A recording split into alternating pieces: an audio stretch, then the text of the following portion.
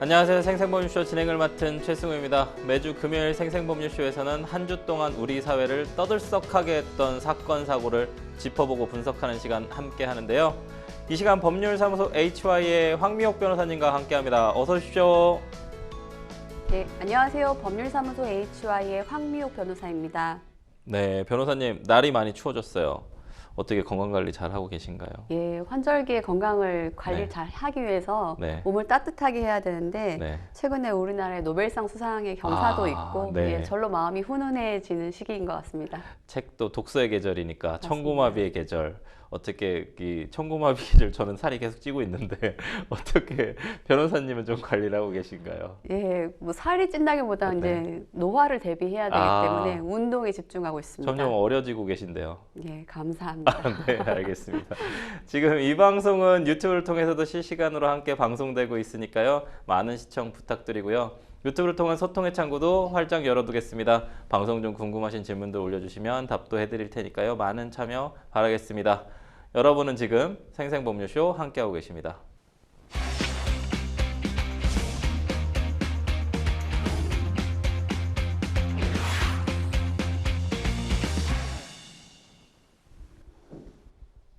네, 생생 코멘트 시작합니다. 요즘 가장 화제가 되고 있는 말은 무엇인지 말이 나온 배경과 의미 함께 짚어보는 시간인데요.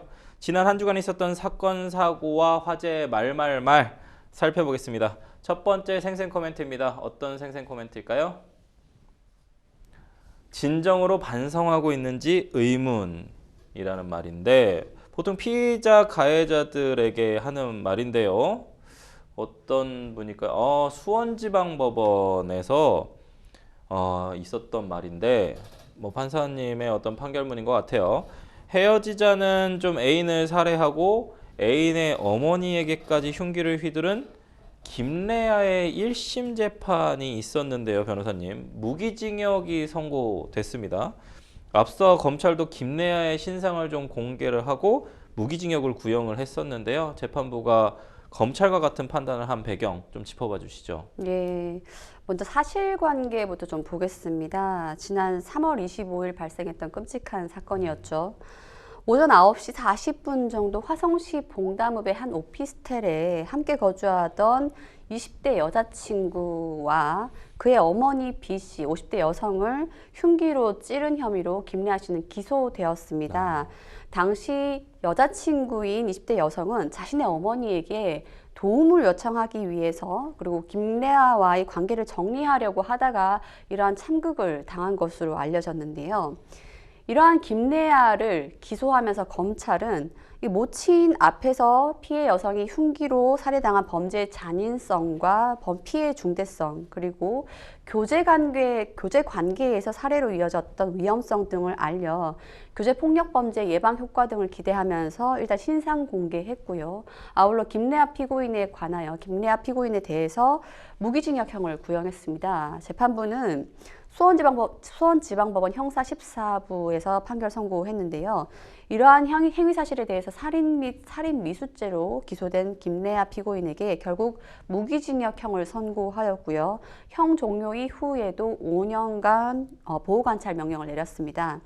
검찰이 구형한 내용과 동일한 형을 선고한 배경에 대해서 재판부는 양형의 이유를 이렇게 설명하고 있습니다.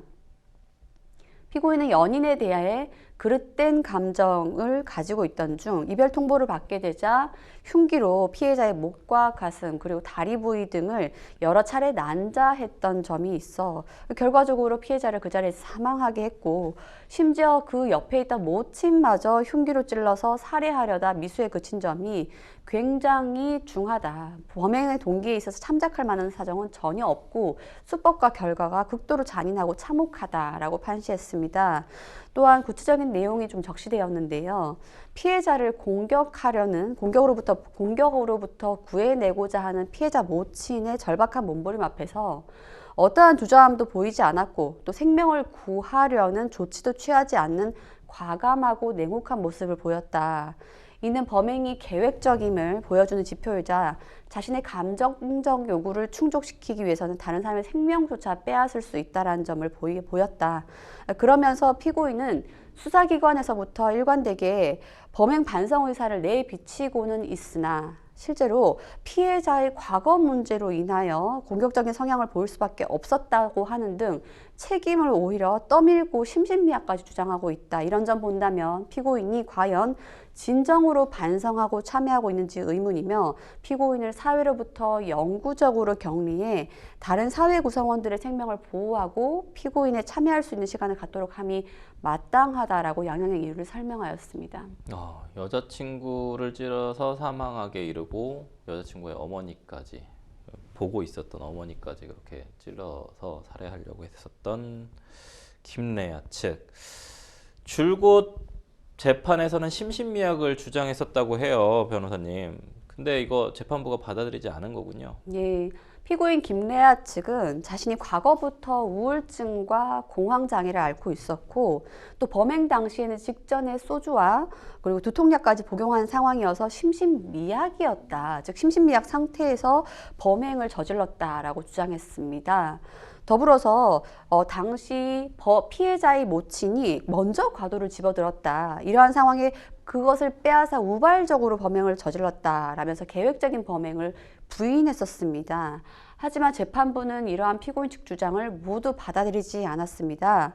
먼저 피고인은 범행 당시에 피해자들을 미리 밖으로 나가기 어렵도록 하기 위하여 안쪽에 앉혔다. 또한 과도로 목과 가슴 부위를 정확하게 찔렀고 또 사물 변별 능력이 분명히 있었다라고 보이며 또 국립법무병원의 정신감정 소견서를 보더라도 범행 당시 현실에 대한 변별 능력과 판단력은 분명히 존재했던 것으로 보인다라고 밝혔습니다. 또 재판부는 피해자의 모친이 일관되게 나는 칼을 잡은 적이 없다라고 주장을 하고 있고 이 모친이 범행 당시에 녹음한 녹음 파일이 있는 것으로 보입니다. 그 피해자의 모친이 녹음했던 범행 당시의 음성 파일을 봤을 때 대화 내용과 피해자의 검찰신문 조서 등을 보면 피고인의 주장에 납득하기 어려운 점이 있다. 따라서 재판부는 이 사건을 계획 범행에도 해당한다고 판단을 했습니다. 피고인은 피해자들이 나가기 어렵도록 위치를 선정한 부분이나 구호 조치를 행하지 않은 등 사정을 보았을 때 우발적인 범행이라는 피고인의 주장은 받아들일 수 없으며 계획적인 범행에 의하여 사망한 것으로 보는 것이 타당하다라고 밝혔습니다. 이런 부분도 이야기했습니다. 재판부는 피해자는 형언할 수 없는 육체적, 정신적 고통하에 결국 생을 마감했을 것으로 보이며 그 모친은 한순간 자녀를 잃게 되었으며 심지어 자신의 딸이 눈앞에서 죽어가는 참극을 볼 수밖에 없었던 피해자의 분노와 고통을 감히 헤아리기 어렵다. 이러한 와중에 피고인의 변명은 반성하고는 있다곤 하지만 실제로 진지한 반성을 하고 있는지 의문이며 의구심이 든다라고 재판부가 추가로 밝히기도 했습니다. 근데 방금 변호사님이 얘기해 주신 내용만 보더라도 이 피고인의 변명이 좀 말이 안 된다고 느끼는 부분은 뭐냐면 제가 그냥 방금 찾아낸 겁니다만 사물 변별 능력이 없는 그 미약한 상태, 심신미약 상태에서 모친이 먼저 과도를 들었다라는 진술을 할 수가 있나요? 이거는 사실 명확하게 그 상황을 기억한다라는 뜻이니까 그럼 심신미약이 아니었다는 뜻인 거잖아요.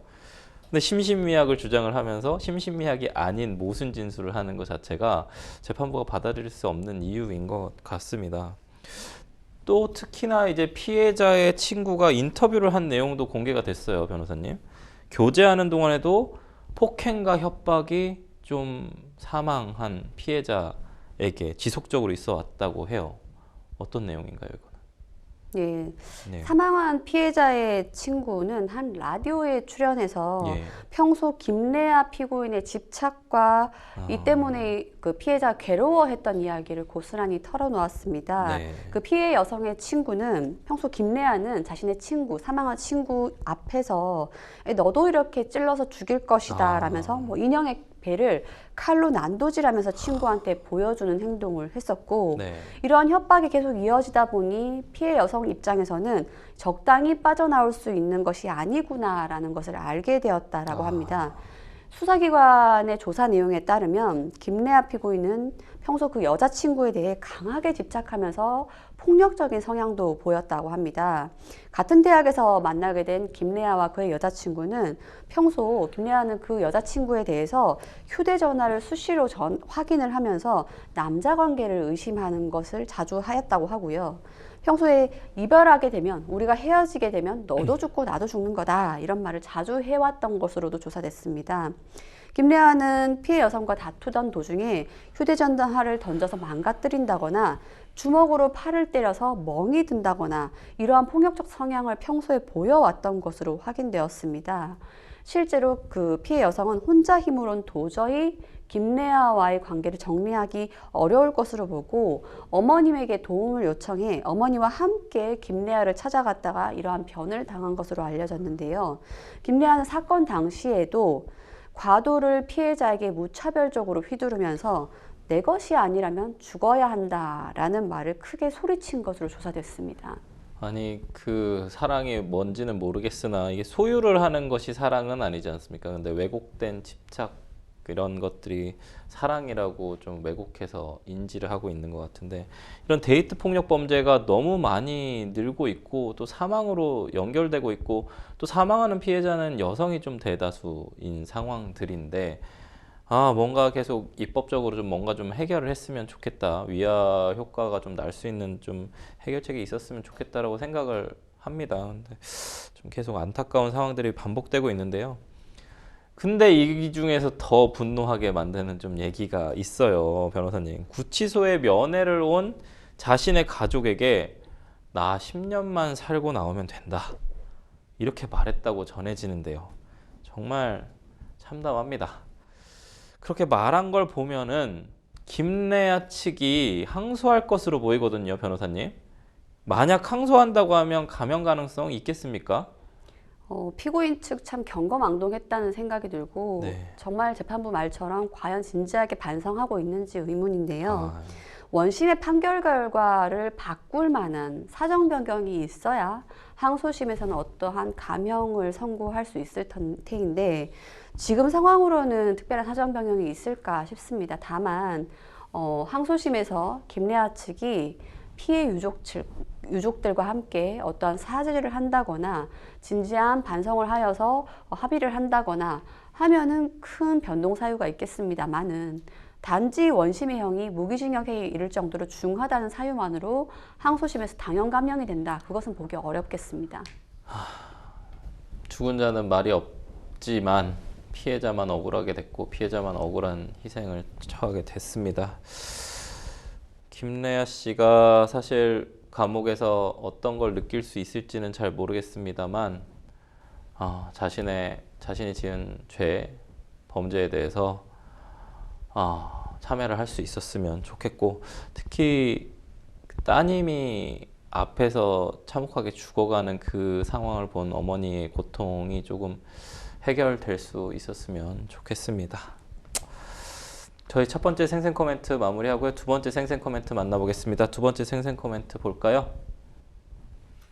먼저 공격하는 반려견 뿌리쳤을 뿐. 또 반려견의 어떤 문제인 것 같은데 어떤 얘기일까요? 이웃집 반려견을 구타해서 사망케 한 70대. 이웃집 반려견을 구타해서 숨지게 했어요. 1심에 이어서 2심에서도 벌금형을 받았습니다. 변호사님, 남의 반려견을 구타한 이유가 짖었기 때문이다 라고 얘기를 하고 있는데, 강아지가 그러면 짖어야지 어떻게 합니까? 변호사님, 이거 어떻게 해야 되나요, 이거? 예, 춘천지방법원 강릉지원 형사 2부 항소심 재판부는 동물보호법 위반, 재물손괴, 주거침입, 마지막으로 폭행 혐의로 기소된 74세 남성 피고인에게 원심과 동일한 형, 벌금 600만 원의 형을 선고했습니다. 사실관계는 이렇습니다. 2022년 8월 23일 오후 3시 정도 그 이웃집 여성 75세 여성이 키우는 말티즈 반려견 두유가 자신을 향해 짖는다는 이유로 가만두지 않겠다라면서 그 반려견 견주의 만류를 뿌리치고 집으로 들어가서는 그 두유라는 말티즈 반려견을 때려서 숨지게 한 혐의로 재판이 넘겨졌습니다. 피고인은 주먹으로 반려견을 여러 차례 때린 것도 모자라 바닥에 내리치고 발로 밟았고 어머나. 예, 또한 두유는 그 자리에서 목숨을 잃었다라고 하는데요. 이 과정에서 반려견을 안고 작은 방으로 들어가는 반려견 견주를 밀쳐서 바닥에 넘어뜨리는 등의 폭행을 하기도 했다라고 합니다. 아니, 어떻게 저 지금 사진도 나오고 있지만 말티즈 저도 이렇게 반려견으로 키워봤습니다만 작지 않습니다. 지금 보니까 더 작은데요. 저 강아지가 어떤 공격을 했길래 정당방위 뭐 예를 들어서 큰 뭐 시베리안 허스키나 아니면은 좀 큰 도사견이나 이러면 모르겠는데 저 친구가 어떤 위협을 가했기 때문에 좀 정당방위를 주장을 했다고 하거든요. 상대편이 지금 야, 이 정당방위 어떻게 생각하십니까, 변호사님? 예, 피고인 측은 원심에서부터 항소심에 이르기까지 일관되게 정당방위를 주장했습니다. 구체적인 내용은 반려견주의 허락을 받고 들어간 거실이었다.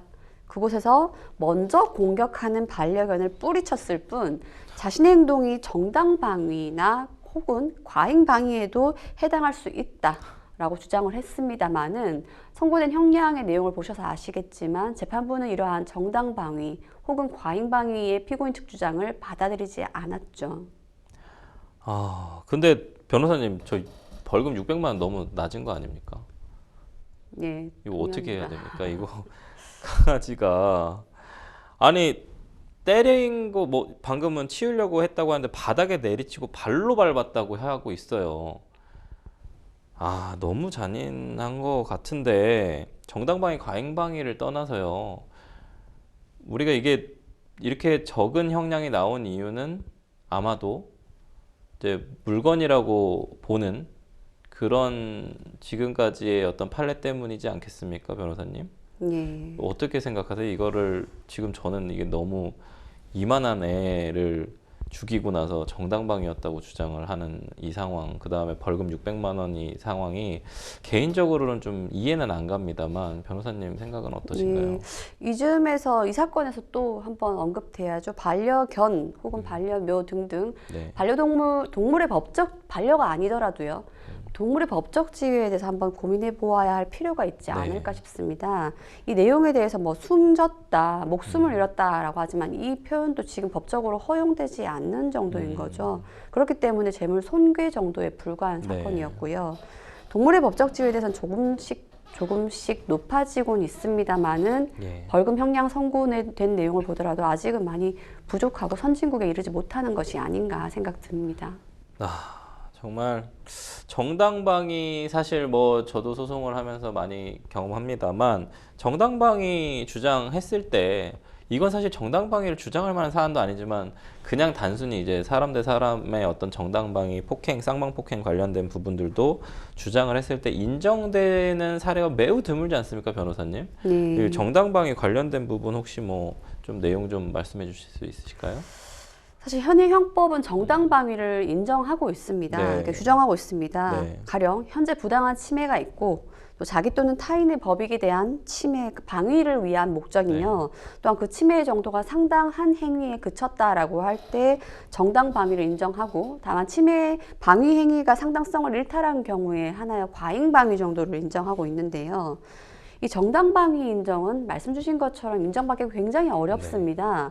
높은 문턱을 넘어야만 가능한데 거의 불가능이 아닌가 이야기가 나오고 있는데 최근 대검찰청이 2023년 검찰 연감 통계를 통하여 전체 사건 처리 비중 중에 죄 안 됨의 비중을 따져보았다고 합니다. 이게 무슨 뜻이냐면 정당방위가 인정되었다면 검찰 단계에서 죄가 되지 않는다는 이유로 불기소가 나오기 때문이죠. 이러한 죄안됨으로 불기소한 이 그 비율을 봤을 때 2018년까지만 하여도 0.17%는 되었다고 합니다. 네. 점점점 내려와서 2022년도에는 0.08%로 집계됐다고 합니다. 거의 없다는 거죠. 반으로 또 줄었네요. 그 와중에 불기소 인원 비중 중에서 정당방위뿐만 아니라 긴급피난이나 정당행위에 해당될 때에도 죄안됨으로 처분이 내려진다는 걸 감안한다면 정당 방위의 고유한 제한됨은 거의 더 없다라고 봐야 되는 네. 상황인 거죠. 이 때문에 전문가들 사이에서는 현행법으로 정당 방위를 인정받는 것은 실제 불가능에 가깝지 않느냐라는 이야기가 나오고 있습니다. 해외 사례를 좀 봐야 될 것 같은데 네. 해외 사례에서 해외 형법에서는 네. 정당 방위 인정 기준을 굉장히 넓게 두고 있다고 하고요. 네네. 근데 우리나라 같은 경우는 강력 범죄가 굉장히 늘어나고 있는 추세입니다. 이러한 점 감안한다면 예방적 차원의 정당 방위 개념을 이제는 확고히 확립할 필요성이 있다. 또 정당 방위 인정을 무조건 안 된다라고 하는 것이 아니라 인정 기준을 좀 개선할 필요성이 시급하다라는 의견이 많이들 나오고 있는 상황입니다. 네, 실제로 소송을 또 해보면 정당방위가 나와야 될 것 같은 사안인데도 정당방위가 인정이 안 되는 경우들도 상당히 많기 때문에 그런 부분들에 대한 좀 제도적 개선이 좀 필요할 것 같습니다. 다시 사건으로 돌아와서요, 변호사님. 반려견을 좀 구타를 했고 사망까지 이르게 했는데 벌금 600만 원, 제가 아까 말씀드렸습니다. 600만 원 선고됐습니다. 반려견이 피해자들, 견주에게는 좀 가족이었을 거란 말입니다. 아, 이거 아까 말씀해 주셨지만 법적 지위, 반려견의 법적 지위 고민하는데 변호사님께서 보실 때는 반려견의 법적 지위를 어디까지, 어느 정도 수준까지 올려야 된다고 좀 생각하시나요? 예. 먼저 이 사건에서 일단 검찰은 벌금형을 구형하지 않았습니다. 아, 네. 일단 그 피고인이 네. 범행 당시에 이미 공무집행방해죄와 주거침입죄로 네. 인한 집행유예 기간 중이었다고 합니다. 아, 집행유예 기간 중에 범행한 점을 고려해서 검찰은 징역 6개월의 실형을 구형했습니다마는 재판부는 벌금형 정도로 선고했습니다. 뭐 물론 피해자는 여기서 반려견이 아니었습니다. 즉 피해 주체는 반려견의 견주일 뿐이었습니다. 네. 즉 피해자가 눈앞에서 반려견이 폭행당하고 또 사망하는 모습을 목격하는 등 그 정신적 피해가 위중하다는 점을 감안해서 다만 피고인이 평소에 이 마을의 주민들로부터 선처를 받기도 했다고 해요. 선처를 탄원받기도 했다고 해요. 이런 점 감안해서 원심 판결인 벌금 600만 원 형을 그대로 선고를 했습니다. 유지를 했습니다. 그리고 실제로 피고인이 처음부터 피해자나 반려견을 공격할 목적은 아니었던 것이다 라고 봤는데 많이 아쉽습니다. 사실 아직까지는 우리가 유럽이나 서구 사회처럼 그 반려동물의 법적 지위를 인정하고는 있지 않습니다만은 더 이상 참담해서 보기가 어려울 정도의 동물에 대한 학대 행위가 많이 발생하고 있고 실제 유럽의 어느 국가에서는 동물을 위한 국선 변호인도 인정된다고 한 아주 진보한 법률적 사례도 있는 것을 봤을 때 네. 우리나라도 좀 더 앞으로 동물의 법적 지위에 대해서 네. 더 인정해야 된다. 공감대를 또 더 넓혀야 된다라고 보고 있습니다. 뭐 과실에 의한 사고 이런 게 아니라 이렇게 고의적으로 뭔가 살해 행위를 하거나 동물의 생명을 뺏는 거지 않습니까? 동물보호법이나 이런 쪽으로 뭔가 고의범에 대해서는 최소한 강화가 되어야 하는 것이 아닌가라는 좀 생각이 좀 드는데요. 이거 너무나 악의적인 부분이고 누군가에게 대단히 소중한 가족을 뭔가 이렇게 침해했을 가능성이 매우 높기 때문에 그런 부분 좀 개선이 좀 됐으면 좋겠고요. 저희는 두 번째 생생 코멘트, 참담한 내용이지만 두 번째 생생 코멘트 마무리하고 세 번째 생생 코멘트로 넘어가 보도록 하겠습니다. 세 번째 생생 코멘트 살펴볼까요? 원가의 3배 주세요. 아, 여기서 원가의 3배? 뭘까요? 이거 바가지 요금에 대한 얘기일까요? 한국 시리즈 암표 판매자. 아, 현재 프로야구 야구 좋아하십니까, 변호사님? 야구를 전혀 모르지만 아, 전혀 모르세요? 아, 그렇군요. 야구장엔 요즘 너무너무 가고 싶습니다. 아, 그렇군요. 현재 프로야구 한국 시리즈 진행 중이거든요. 기아하고 삼성이 맞대결하고 있습니다. 대구 사자와 광주 호랑이가 지금 맞붙어서 하고 있는데 31년 만에 대결이라고 합니다. 엄청 뜨거워요. 그리고 심지어 1차전하고 2차전은요. 우천으로 취소돼 가지고요. 1차전, 2차전을 더블헤더 경기로 역사적으로 처음 있는 일입니다. 그래서 했는데 기아가 2번을 다 이겼습니다. 1차전, 2차전을 다 이겼어요. 그런 상황에서 매우 지금 양쪽 팬들이 집중하고 있는 이런 상황인데 얼마나 직관하고 싶겠습니까, 팬들이. 근데 이런 상황에서 한국 시리즈 입장권이 암표가 좀 기승을 부리고 있다고 합니다. 변호사님. 내용 좀 들려봐 주시죠, 이거. 예, 뭐 네. 요즘 한국 시리즈뿐만이 아니라 야구에 대한 인기는 네. 하늘을 높은 줄 모르고 맞습니다. 찌르고 네. 있는 것 같습니다. 특히 MZ 세대들의 맞아요. 전폭적인 지지가 있다고 하죠. 네네. 이러는 와중에 한국 시리즈가 열렸습니다. 한국 시리즈 관람권은 지난 20일부터 이틀 동안 인터파크 티켓 사이트에서 단독 판매됐지만 예매 창구가 열린 지 2시간 만에 네네. 온라인 중고거래 카페에서 안표 판매 글이 올라왔다고 합니다. 네. 얼만큼 치열한지 실제로 한국 시리즈 7차전 예매에 참여해본 그 후기에 따르면 네. 예매창이 열린 지 1분도 되지 않아서 대기자 수가 3만 명을 넘었다라고 하고요. 4시 정각에 예매하기 버튼을 눌러보았지만 3만 번이 넘는 대기 번호를 받았고 와. 또 대기 번호에 맞춰서 예매창이 열렸음에도 불구하고 이미 표는 매진 상태였다라고 합니다. 이처럼 예매 경쟁이 치열한 만큼 암표 매매는 성행하고 있습니다. 온라인 중고거래 사이트는 물론이거니와 트위터와 또 티켓 양도 플랫폼 등에는 원가의 2~3배의 웃돈을 얹어서 판매하는 티켓이 다수 발견되고 있다고 합니다. 암표 거래 시에 사기가 많이 발생하기도 해서 심지어 특정 계좌번호는 주의하라는 주의 메시지를 알리는 SNS 게시물도 다수 게재되고 있다고 하는데요.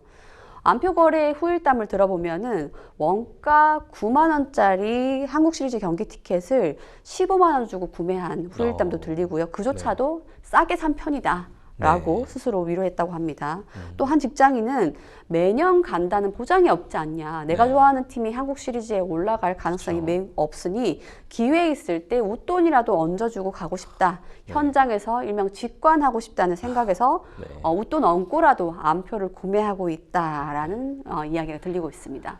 팬들의 팬심을 이용하는 이런 상술이 난무하고 있는 이런 암표 문제, 사실은 어제 오늘 일이 아닙니다. 82년도에 프로야구가 이렇게 개원하고 그러니까는 시작하고 나서부터도 계속 반복적으로 또 이제 자녀분들이 있는 부모님들은 자녀들이 가고 싶다 그러면 어떻게 해서든 또 구매를 해서 보내고 싶고 이런 부분들이 좀 이용당하는 부분이 있는데, 한국 시리즈는 물론이고 유명 가수의 공연도 암표 거래 계속 성행하고 있습니다. 때문에 관련법도 한 차례 개정되지 않았습니까, 변호사님? 예, 공연법이 한번 개정됐습니다. 개정된 공연법에 따르면 정보통신망에 지정된 명령을 자동으로 반복 입력하는 프로그램, 일명 매크로 네, 프로그램이라고 프로그램. 하죠. 이것을 이용해서 입장권 등을 부정 판매해서는 안 된다라고 규정하고 있고요. 만일 적발될 경우에는 1년 이하의 징역 또는 1,000만 원 이하의 벌금에 처한다고 분명히 구매를 규제하고 있습니다. 그럼에도 불구하고 여전히 매크로를 이용한 표구매는 사라지지 않고 있는 상황인데요. 네. 심지어 재능마켓 플랫폼 등등에는 암표 구매를 위한 매크로 프로그램 개발해달라라는 취재 외주 의뢰까지 올라오는 실정이라고 합니다. 네. 티켓 판매 사이트에서는 만약 매크로 프로그램을 이용하여서 티켓을 구입할 경우에는 판매를 취소하겠다. 추후 적발될 경우에는 형사처벌한다는 규정도 경고 문구도 걸어보고 있지만 처벌은 쉽지 않다고 해요. 아시다시피 매크로를 이용한 구매 이력이다라는 걸 증빙을 해야 되는데 적발도 쉽지 않을 뿐더러 처벌도 어려운 상황인 것이지요. 네. 어떤 경로로 구매했는지를 검증 과정을 거친다고도 이야기하지만 이미 파악된 수법은 부족하고요. 선제적으로 난로 기술이 대응하고 있는 만큼 새로운 수법에 대한 적발과 처벌 규정이 필요하다라는 지적이 있습니다. 그럼요. 매크로 프로그램이 사실은 프로그램 내로 접속해서 하느냐 아니면 내 컴퓨터에서 이제 오토메이션을 시키느냐에 따라서 조금 다를 것 같은데, 문제는 사실 현행법은 매크로 프로그램 사용에 대해서만 제재를 하고 있어요. 지금 이 암표는 매크로 프로그램이 아니라 사고 나서 그 다음에 막 이렇게 가격을 올려가지고 이런 문제지 않습니까? 암표를 막기 위한 좀 관련 제도가 좀 뒷받침되어야 하지 않을까라는 생각이 좀 드는데요, 변호사님. 예, 맞습니다. 이 경제적으로도 암표 거래는 네. 큰 암적 존재라고 봐야죠. 네. 산업 성장에 부정적인 영향을 끼칠 네. 수밖에 없는데요. 일단 입장권 가격이 비정상적으로 상승하게 되면은 공연이나 스포츠 업계가 발전이 저해될 것이고 또 암표상이 엉뚱하게 중간에서 이익을 취하는 구조 네네. 때문에 공연 주최 측이 정당한 수익을 벌지 못하는 구조가 되는 상황입니다. 네. 이 때문에 문화체육관광부 측에서는 안표 근절을 위해서 다각적인 정책을 마련하고 있습니다. 네. 먼저 경찰청과의 공조 체계를 강화한다고 하고요. 안표 자체의 단속을 위한 수사와 모니터링을 확대하고 또 대체 불가 토큰 NFT의 신기술을 활용한 예매 시스템 구축을 추진하고 있다고 합니다. 뭐 캠페인도 병행하고 있고요. 하지만 지금의 법 개정안이나 대처로는 안표 거래 방식을 충분히 규제하기 어렵다는 지적이 아직까지 끊임없이 나오고 있는데요. 법적 규제도 필요하겠습니다만은 기술적 대응, 말씀 주신 것처럼 안표 거래 자체에 대한 선제적 대응이 필요해 보입니다. 네. NFT 사용하는 건 좀 소개할 만한 것 같아요. 괜찮은 것 같긴 한데 사실은 안표상은 이게 불공정 거래 행위이지 않습니까? 이 불공정 거래 행위 부당거래인 것 같은데 특히나 방금 얘기해 주신 것처럼 그 판매, 티켓 수입을 얻어야 하는 업체의 그런 수익을 침해한다는 의미에서 업무방해죄 이런 것도 될 수 있지 않을까라는 좀 생각도 좀 드는데 어쨌든 안표 단속 관련해 가지고는 뭔가 입법적으로 해결을 하든지 아니면 수사기관하고 공정거래위원회들이 좀 약간 나서서 뭔가 해결을 좀 했으면 하는 바람입니다. 지금까지 생생 코멘트 만나봤고요. 저희는 뉴스픽스로 돌아오도록 하겠습니다. 여러분은 지금 생생법률쇼 함께하고 계십니다.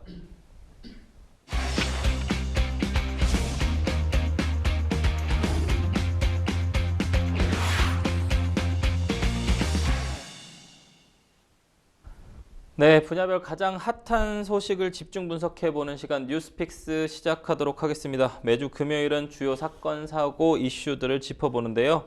오늘 만나볼 첫 번째 주제는 36주 낙태, 살인 혐의, 병원장 집도의 구속영장 기각입니다. 이른바 36주 낙태 의혹과 관련해서 산부인과 병원 원장과 집도의에 대한 구속영장이 모두 기각됐습니다.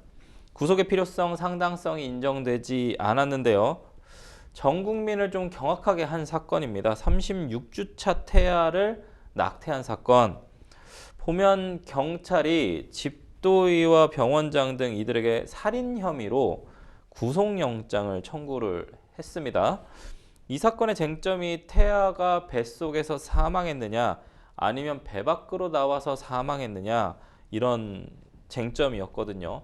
변호사님, 경찰은 그럼 태아가 모체 밖에서 나와서 사망했다고 좀 결론을 내렸던 건가요? 예.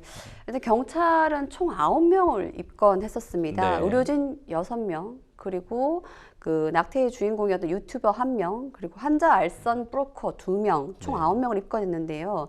이들에게 적용된 죄명이 무엇인지가 초미의 관심사였죠. 네.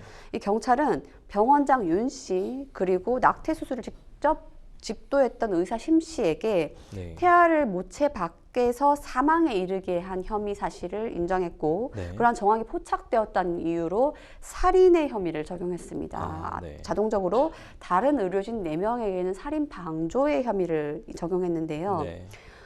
당초에는 이 병원장 윤 씨가 직접 낙태 수술을 집도한 것으로 알려졌지만 실제로 수술은 다른 병원 소속 산부인과 전문의인 심 씨 의사가 집도한 것으로 조사됐고요. 네. 또한 윤 씨에게는, 즉 병원장 윤 씨에게는 다만 수술실 내부에 CCTV를 설치하지 않은 혐의, 의료법 위반 혐의도 추가로 적용된 상태입니다. 그런데 변호사님, 문제는 방금 제가 뭐 말씀드렸습니다만 구속영장이 기각이 됐습니다. 배경이 뭘까요? 예, 영장은 기각됐습니다. 이 영장 기각했던 영장 판사는 예. 기본적 사실관계에 관한 자료가 이미 상당 부분 수집되었다. 네. 그리고 피의자 측 주거는 일정해 보인다. 그 밖에 기타 사건의 경위를 보았을 때 현 단계에서 피의자를 구속해야 할 필요성과 상당성을 인정하기 어렵다라는 이유로 구속영장 청구 기각 사유를 밝혔습니다. 아니 근데 사실 시청자분들이 좀 이해가 좀 잘 안 갈 것 같아요. 사실 다른 사건들에서는 구속영장을 그렇게 잘 발부를 하는데 범죄의 중대성을 들어서 사실 구속영장 많이 발부하지 않습니까? 근데 지금 이 사건은 많은 분들이 좀 공분을 한 사건이고 또 복지부가 수사를 의뢰했습니다. 이 사안에 대해서. 경찰도 중대사안으로 규정하고 수사를 진행을 했거든요. 근데 증거인멸 가능성도 어느 정도 이제 병원이라는 특수성 때문에 사실 자료가 다 병원 쪽에 있지 않습니까? 그러니까 사실은 증거인멸 가능성 상당히 높아 보이거든요. 근데 왜 기각이 됐을까? 시청자분들 상당히 의안이 벙벙하고 좀 약간 좀 이해 안 될 수 있을 것 같아요. 영장 발부 기준 여기서 다시 한번 볼 수밖에 없을 것 같습니다. 변호사님 좀 알려주시죠, 이 부분. 예, 현행 영장 실질 심사의 맹점은 예, 불복 절차가 허용이 되지 않고 네. 저절로 판결의 이유를 누구도 알 수 없다라는 네. 판결의 이유가 적시되지 않는다는 부분이 맞아요. 있죠. 때문에 결과만 가지고 기준에 충족하지 못한 것이 아니냐라는 이야기가 나올 수밖에 없는데 현행법상, 현행 형사소송법상 영장을 발부하는 구속영장 발부의 중요 기준은 도망할 염려가 있는가, 그리고 증거를 인멸할 가능성이 있는가 두 가지를 보고 있습니다.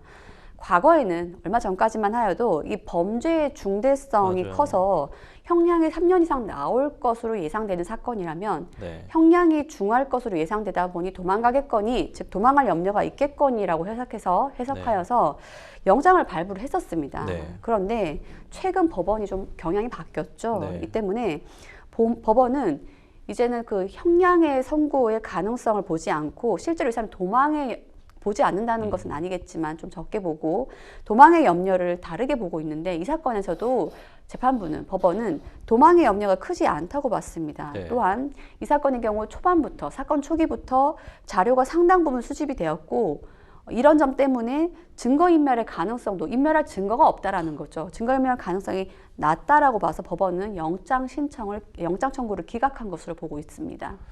사실 우스갯소리로 그날 구속영장 전담 판사님이 뭐 피곤했냐, 피곤하지 않았냐에 따라서 쭉 영장 발부되고 쭉 영장이 안 발부되고 이렇게까지 사실 신뢰가 좀 떨어지고 있는 그런 말들도 좀 많았지 않습니까? 좀 이런 일이 없으려면 아까 변호사님 얘기해 주신 것처럼 좀 판결 이유 이런 것들이 좀 설치되면 더 좋을 것 같은데 이게 급박성 때문에 사실은 안 하는 거지 않습니까? 근데 추후라도 약간 구속영장 발부하고 다툴 수 있는 불복의 절차는 있지 않습니까? 근데 이 구속영장 뭐 구속 적부심이나 뭐 이런 부분들에 대해서도 좀 청구를 할 수 있을 텐데 저는 개인적으로 좀 이런 부분이 좀 개선됐으면 좋겠다는 좀 생각은 하거든요.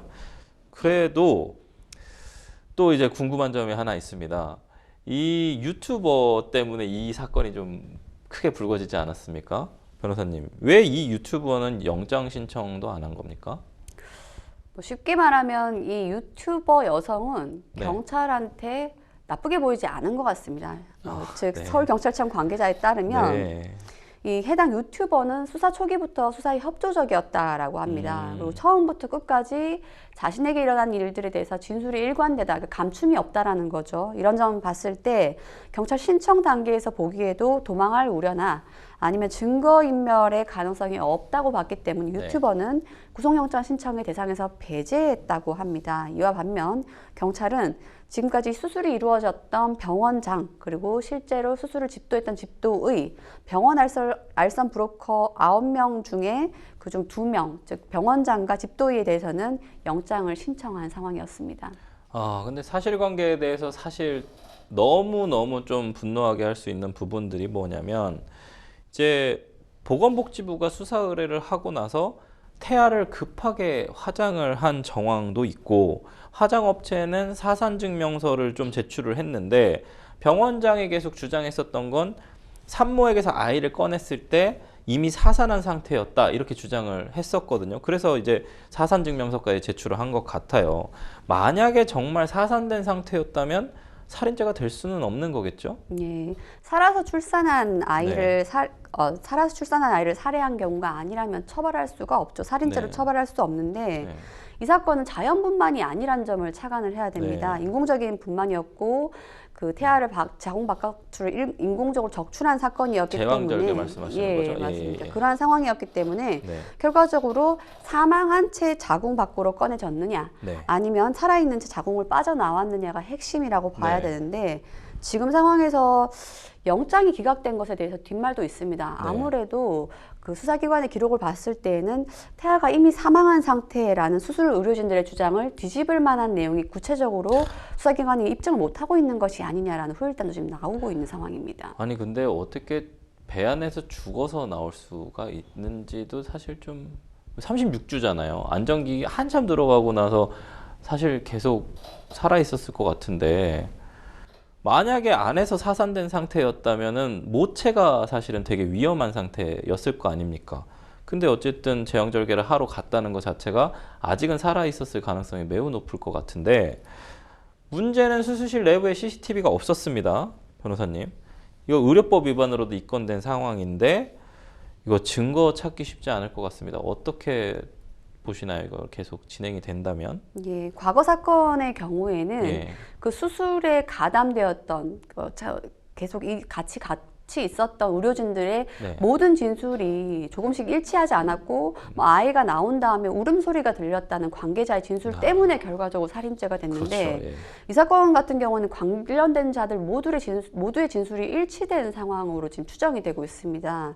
이러한 상황이라면은 결국은 진술 증거인 것인데 증거 찾기가 쉽지 않을 것으로 보이고 또 실제로 병원 측이 사산 증명서를 화장업체에 보낸 것으로 알려져 있습니다. 네. 이런 점 감안한다면 말씀드린 것처럼 병원법상, 의료법상 CCTV를 설치하지 않은 것으로 처벌되는 것 외에 증거 찾기는 어려울 것으로 보입니다.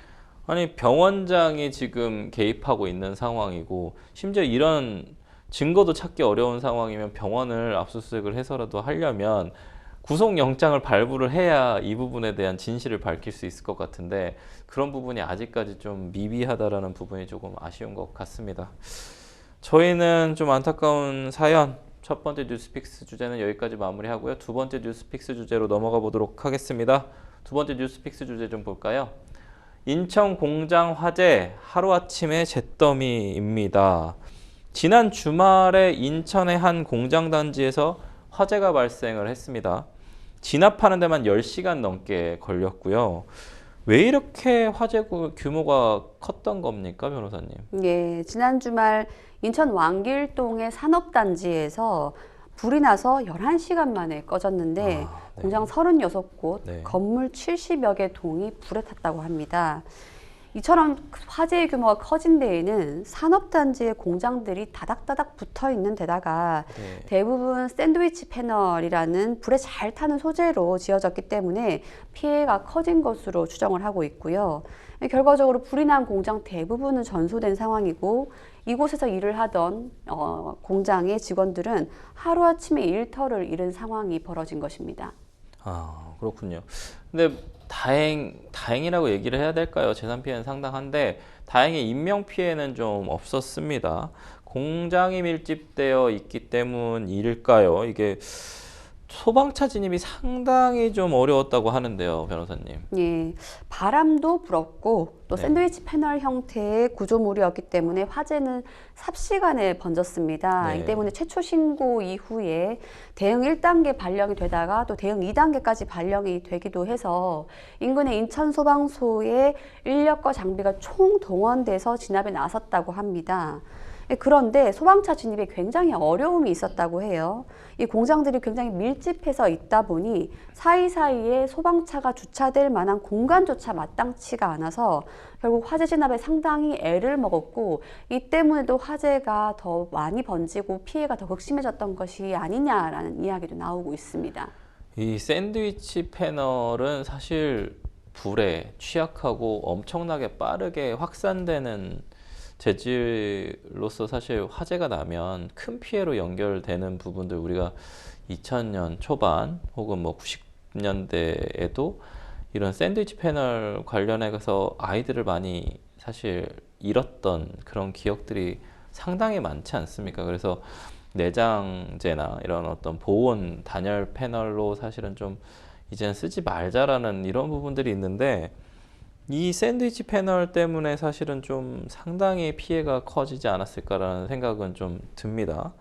소방 관계자하고 국가수 연구원 등이 좀 합동 감식을 벌였다고 하는데 화재의 정확한 원인에 대해서 좀 밝혀지려면 변호사님 시간이 좀 걸리겠죠? 이게 만약에 이제 감식할 때 시청자분들 좀 궁금해하실 것 같은데 어떤 점을 좀 집중적으로 좀 감식할 때 살펴보게 되나요? 예, 인천경찰청의 과학수사대는 오전 10시 반부터 네. 그 소방과 국립과학수사연구원 등과 함께 합동 감식을 벌이고 있다고 합니다. 네. 3시간가량 진행된 감식이었다고 하는데 산업용 기계 제조 공장에서 불이 시작되었다 보니 최초 발화 지점이 어딘지 그리고 주변으로 퍼져나간 과정이 무엇인지를 집중적으로 보게 될 것이고요. 결과적으로 이러한 발화 원인과 불이 번져나간 과정은 손해의 배상 책임을 묻는 데에도 연결이 될 것으로 보입니다. 아, 그렇군요. 이 영세 공장들이 밀집된 지대에서 좀 발생을 했기 때문에 피해자분들의 좀 피해가 극심한 상황입니다. 발화 원인이 좀 밝혀져야 책임 소재도 좀 따질 수 있겠죠, 변호사님? 예. 각 업체들이 저마다 화재 보험은 다 가입되어 있을 것으로 보여요. 그럴 네. 확률이 매우 높은데 네. 화재 보상에 대한 화재 보험이 가입되어 있다고 하면 일단 1차적으로는 네. 각 공장들은 자신이 가입한 보험사에 대해 보험금을 청구함으로써 일단 1응의 피해 보상은 받을 것입니다. 하지만 각 보험마다 보험의 상한도 다를 수 있고요. 구체적으로 어떠한 지점에서 발화되었느냐에 따라서 보험사 간의 구상 문제가 또 발생할 수가 있죠. 또 자신에게 가입되어 있던 피해자에게 보상을 하고 난 이후에는 서로 간에 구상 부분이 발생하고 발화의 원인을 제공했던 업체가 가입한 보험사는 모든 구상 책임을 책임지고 결국 발화 공장에게도 책임을 지우는 것인데 이러한 점 때문에 그 피해 규모가 상당히 커질 것으로 보입니다. 인천 서구청 측에서도 재난 상황에 준하고 있다라고 봐서 통합지원본부를 발족시켰고 이런 부분 감안한다면 보상 절차가 좀 신속하게 마무리되어야 할 것으로 보입니다. 그렇군요. 사실은 봄철도 좀 마찬가지고요. 찬바람이 많이 부는 가을에 화재 발생이 자주 일어나지 않습니까, 변호사님? 각별한 좀 주의가 필요한데요. 한편 지난 6월에 23명의 사망자를 낸 아리셀 공장 화재 사건 다들 기억하실 텐데요. 그 아리셀 공장 화재 사건 관련해서 박수관 대표가 첫 재판이 최근에 열렸습니다. 당시 안전보건 확보 의무 위반으로 구속 기소됐던 것으로 기억이 나는데 이게 최초의 중대재해처벌법으로 사실 구속된 사건이거든요, 대한민국에서. 이 사건 관련돼서 좀 어떻게 재판이 됐을까요, 변호사님? 23명의 사망자를 내었던 예. 아리셀 공장 화재와 관련해서 예, 예. 박순관 아리셀 대표이사에 대한 첫 재판이 열렸습니다. 네. 사건은 올해 6월 24일 발생했었습니다. 오전 10시 30분경 아리셀 공장에서 불이 나서 결국 근로자 23명이 숨졌고 8명이 다친 아주 큰 규모의 화재 사고였는데요. 네. 확인을 했더니 유해 위험 요인 점검을 제대로 이행하지 않았고 중대재해 발생 대비 매뉴얼을 제대로 구비하지 않는 등 안전보건 확보 의무 위반의 점이 발생했기 때문에 중대재해처벌법 위반 혐의로 구속 기소된 대표였습니다. 네. 재판에서 그런데 변호인 측은 검찰의 의견과 다른 점이 많다, 생각이 다른 점이 많다라고 입장을 밝히고 있었습니다. 변호인 측은 사안 자체가 너무 중대하다고 보여졌기 때문에 검찰의 의견에 대해서 중간중간 끼어들지 않고 모두 들었지만 어떤 의견을 밝히지 않은 상황에서 객관적 사실관계는 인정하지만 평가의 부분, 판단의 부분에 대해서는 굉장히 검찰의 의견과 다른 점이 많다라고 해서 부인할 취지를 밝혔고요. 실제로 검찰 측은 불법 행위를 저지른 아리셀 대표에 대해서 강한 의견을 밝혔다라고 합니다. 변호인은 다만 이제 구체적인 의견서를 열람복사하지 못했다라고 해서 추후 다시 한번 구체적 의견 밝힐 예정입니다. 제가 중대재해처벌법 관련돼서 적용된 첫 번째 구속 사유라고 했는데 두 번째인 것 같아요. 두 번째 기업 대표인데 징역형 나올 수 있다고 보시나요, 변호사님? 어떻게 보십니까? 결국 예견된 인재였는지가 네네네. 중요할 것으로 보입니다. 네. 예방할 책임이 있었는지 혹은 예. 기업주의 탐욕에 의한 것이었는지 그것을 얼만큼 입증한지가 구속에 대한 혹은 형량에 대한 그 갈림길이 될 것으로 보입니다. 근데 구속까지 됐다라는 거는 어찌됐든 좀 징역형이 예상된다고 좀 보기는 봐야겠죠. 네. 생생법률쇼 어느새 마칠 시간입니다. 오늘 함께 해주신 황미옥 변호사님 고맙습니다. 방송이 끝나더라도 상담 접수는 계속되니까요. 변호사들에게 무료 법률 상담 받고 싶으신 분들은 평일 오전 9시부터 오후 6시까지 02-557-8295번으로 상담 문의 주시거나 법률방송 홈페이지 법률상담 게시판 또는 아래 하단으로 나가고 있는 이메일로 접수해 주시기 바랍니다. 생생법률쇼 오늘 준비한 내용은 여기까지입니다. 함께해 주신 여러분 고맙습니다.